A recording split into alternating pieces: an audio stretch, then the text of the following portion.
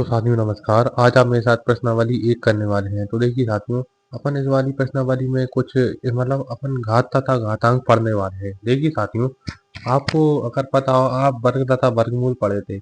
उसमें वर्ग और घात को अपन वर्ग और वो घन को अपन घात कहते थे। तो चलिए अपन ये वाला प्रश्न शुरू करते हैं और कुछ फॉर्मूले हैं स्टार्टिंग में मैं जो आपको बताना चाहता हूँ। देखिए, कभी भी अपन देखेंगे अपने पास ए मतलब ए बटे बी की घात माइनस एम हो, तो अपन उसको ना ए बटे बी की घात एम लिख सकते हैं। मतलब अगर वो घात ऋणात्मक है तो अपन उस घात को धनात्मक कर सकते हैं। घात क्या होती है अब मैं ये आपको बताता हूँ। आपने पढ़े होंगे पहले, दो की घात दो, तीन की घात दो, चार की घात दो। उसी तरह आपने दो की घात तीन, तीन की घात तीन, चार की घात तीन, ये पढ़े होंगे। ठीक है ना साथियों, इनको मतलब जैसे जो दो पर तीन था, दो नहीं, दो पर दो था, तीन पर दो था, इसको कहते हैं घात। ठीक है ना साथियों। और उसी तरह अगर ए पर भी घात माइनस एम हो तो अपन उसे ए की घात एम लिख सकते हैं। मतलब उसको धनात्मक बना सकते हैं अगर वो ऋणात्मक हो तो। ठीक है ना। अब देखिए साथियों, दूसरा नियम। दूसरे नियम में क्या है, ये जो मैं आपको बता रहा हूँ ना, ये सब ना अपने प्रश्नों में यूज होने वाले हैं। अभी अपन जो प्रश्न करेंगे ना उनमें। ठीक है। तो देखिए, अपन को पहली घात है। देखिए, एम की घात ए की नहीं, ए की घात एम इंटू में ए की घात एन। मतलब उन पर जो संख्या मतलब जैसे देखिए मैंने यहाँ पर ए लिखा है।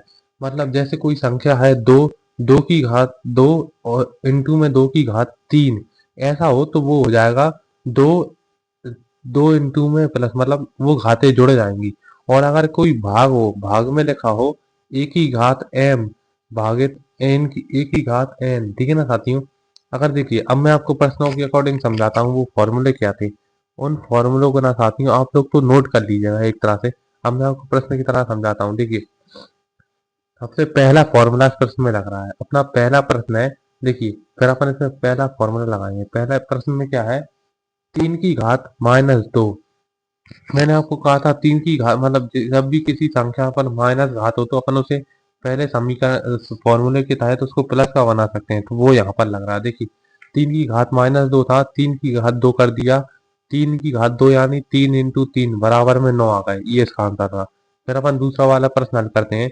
आप इसमें ही वही प्रश्न लेगा, घात माइनस की है तो अपन उस घात को प्लस का कर सकते हैं फॉर्मूले के तहत। देखिए, फिर अपन गुणा करेंगे, माइनस चार इंटू माइनस चार करेंगे तो प्लस के 16 आएंगे साथ में। क्योंकि देखिए आपको पता होगा माइनस इंटू माइनस करते हैं तो कितने आते हैं, ये प्लस के एक आते हैं, प्लस प्लस आता है ना।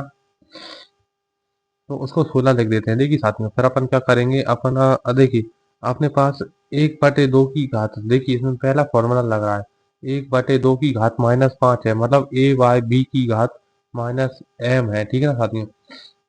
तो अपन इसको लिख लेते हैं, कैसे लिखेंगे, ए बटे दो घात धनात्मक पांच लिख लेते हैं। फिर अपन ए पर घात प्लस लगाएंगे, ए पर मतलब फिर देखिए साथ में इस तरह से करेंगे कि अपन इसका होल स्क्वायर है ना, तो अपन क्या करेंगे, एक एक पर घात अलग लगाएंगे, दो पर घात अलग लगाएंगे। एक पर एक की घात पांच एक ही होता है और दो की घात पांच 32 हो जाता है, जो अपन ने लिख लिया था। फिर देखिए साथियों दूसरा प्रश्न करते हैं। दूसरे प्रश्न में क्या है, दूसरे प्रश्न में क्या है साथियों, माइनस चार की घात पांच भागित माइनस चार की घात आठ। देखिए साथियों, मैंने आपको बताया था इसमें तीसरा फॉर्मूला लग रहा है, कौन सा, भाग वाला। भाग में ना साथियों घातें, भाग में मैं साथियों आपकी जानकारी के लिए बताऊं, गलती हुई सॉरी। देखिए, मैं आपकी जानकारी के लिए बताऊं कि भाग में ना घातें घटती हैं, जैसा कि मैंने आपको बताया था। जैसे देखिए ये दोनों ए है, चार मानेगा ए और इस पर घात एम एन है तो एम माइनस एन हो जाएगा। भाग में ना साथियों घातें घटती हैं। ठीक है ना साथियों, सी एम माइनस एन हो जाएगा। देखिए, पांच में से आठ गए, माइनस के तीन बचेंगे। क्योंकि बड़ी संख्या यहाँ पर माइनस ही है इसलिए माइनस के तीन बचेंगे। फिर अपन इसको पहले फॉर्मूले के तहत अपन इसको धनात्मक तीन बना लेंगे। ठीक है। फिर अपन तीन को मतलब चार को तीन बार गुणा करेंगे तो देखिए चार माइनस चार 16 आएंगे। फिर 16 में फिर से माइनस चार का भाग देना होगा अपन को। ठीक है। अब देखिए इसमें तो कुछ है ही नहीं साथियों, ये तो सरल सा प्रश्न है। पहले क्या करना है अपन को,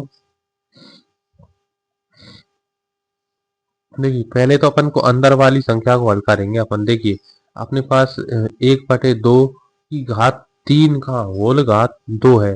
होल घात 2 है, ठीक है ना साथियों, क्या है, होल घात 2 है। तो पहले अपन अंदर वाली घात को सॉल्व करेंगे। मतलब देखिए 2 का 3 बार दो, 2 की घात 3 होती है 8, और 8 की घात 2 होता है 64, ठीक है ना साथियों, ये उत्तर आ गया। फिर देखिए अपन ये वाला क्वेश्चन हल करते हैं। इस वाले क्वेश्चन में क्या है, दोनों चीजें हैं, भाग भी है और गुणा भी है। तो जरा देखिएगा इसमें, इसमें अपन को क्या करना है, पहले भाग नियम के तहत अपनी जो घातें हैं ना वो घटेंगी। देखिए साथियों भाग में क्या होता है, घातें घटती हैं और घातें अपनी दोनों ऋणात्मक है। -7 और -10, मतलब ये 10 और 7 नहीं, ये -7 और -10 है। तो अपन इसको -7 लिखेंगे, फिर माइनस लगाएंगे, फिर ब्रैकेट में -10 लिखेंगे। ये माइनस माइनस क्या हो जाएगा, ये प्लस हो जाएगा। इसलिए -7 और प्लस का 10 हो जाएगा 3। 3 की घात 3 कितनी होगी, 27, ठीक है ना साथियों। और फिर अपने साथ जो अपन लेके आ रहे थे पहले से, अपन ने जो लिया नहीं था, 3 की घात -5 है, तो अपन इसको 3 की घात 5 लिख सकते हैं। अब 3 की घात 5 कितना होता है साथियों, 243 है ना। देखिए अपन इसको गुणा करेंगे ना तो उसका आंसर आएगा 243, ठीक है। देखिए अब अपन ये करते हैं। देखिए साथियों मैंने आपको फॉर्मूले में स्टार्टिंग में बताया था कि अगर किसी भी संख्या पर घात 0 हो तो उसका मान 1 हो जाता है। उसी तरह साथियों देखिए 3 पर घात 0 है तो इसका मान हो जाएगा 1, और 4 पर घात -1 है तो अपन इसको 4 की घात 1 लिख सकते हैं।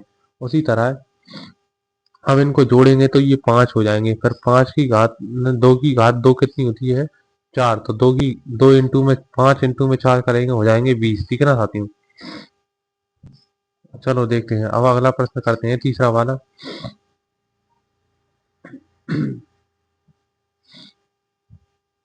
देखिए अब तीसरा वाला प्रश्न करते हैं। तीसरे वाले प्रश्न में क्या है, देखिए अपने पास, देखिए इनके आधार तो समान नहीं है साथियों, इनकी घातें जो है ना वो -2, हर एक में -2 है।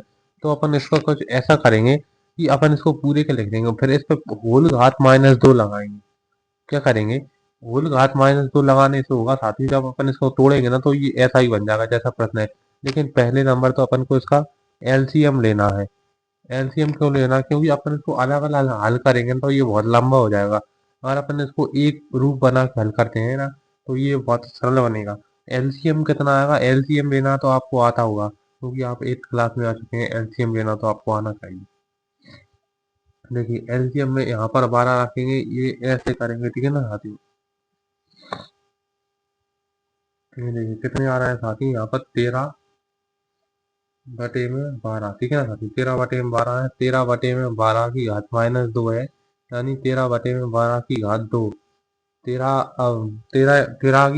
यानी 13 इंटू में 13, और 12 की घात 2 यानी 12 इंटू में 12, ठीक है ना साथियों। 13 इंटू 13 होते हैं 169, 169, और 12 की घात 2 होते हैं मतलब 144 आंसर। देखिए साथियों अब अगला प्रश्न हल करते हैं। इस वाले प्रश्न में साथियों 3 की घात -1 है, 4 की घात -1 है, 5 की घात -1, लेकिन इसकी होल घात 0 है। इसकी होल घात 0 है, तो अपन ना इसको 1 लिखेंगे। मैंने आपको बताया था कि किसी भी चीज की घात होल 0 हो तो उसको 1 लिखते हैं। तो देखिए साथियों फिर अपने पास आता है ये वाला प्रश्न। इस वाले प्रश्न में क्या है ना साथियों, घात की घात कर रही है। तो पहले अपन अंदर वाली घात को हल करेंगे। बाहर भूल जाइए कि बाहर कोई घात है, ठीक है ना साथियों, बाहर कोई घात है ही नहीं। मान लीजिए बाहर कोई भी घात है ही नहीं, ठीक है ना साथियों। तो पहले अपन अंदर वाली घात को हल करते हैं। देखिए मैंने आपको पहले ही बताया था, अगर कोई घात माइनस की हो तो अपन उसको प्लस का लिख सकते हैं, ये फॉर्मूले के अकॉर्डिंग, ठीक है ना साथियों। फिर क्या होगा, अपन देखिए -2 की घात 2 और 3 की घात 2, तो अपन इसको हल कैसे करेंगे, पहले -2 की घात यानी -2 इंटू -2 प्लस के 4 आएंगे, और 3 की घात 2 तो अपन डायरेक्ट ले सकते हैं, कितना आएगा, 9 आएगा। फिर इस पर भी घात 2 है, यानी 4 पे घात 2 और 9 पे घात 2, 4 पे घात 2 16 होता है, 9 पे घात 2 81 होता है। ये अपना आंसर है। चलो मिलते हैं आप पार्ट 2 में, ये पार्ट 1 था।